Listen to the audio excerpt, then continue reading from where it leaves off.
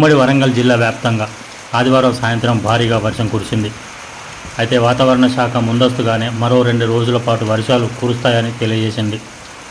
వరంగల్ జిల్లా వ్యాప్తంగా ఉరుముల మెరుపులతో కూడిన వర్షం భారీగా కురిసింది. భూపాలపల్లి, ములుగు, మహబూబాబాద్, హన్మకొండ, జనగామ జిల్లాల్లో భారీగా వర్షపాతం నమోదైంది. ప్రజలు ఇళ్ల నుండి బయటకు రాకుండా 3 గంటల పాటు జోరుగా వాన కురిసింది.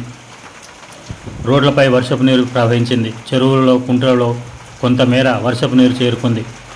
ఆయా జిల్లాల్లో ఎడతెరిపి లేకుండా కుండపోత వర్షం కురిసింది. అయితే మరో 2 రోజులు జోరుగా వర్షాలు కురుస్తాయని వాతావరణ శాఖ తెలిపింది. ప్రజలు అప్రమత్తంగా ఉండాలని అధికారులు చెబుతున్నారు. ఈ ఛానల్ను సబ్స్క్రైబ్ చేయండి, లైక్ చేయండి.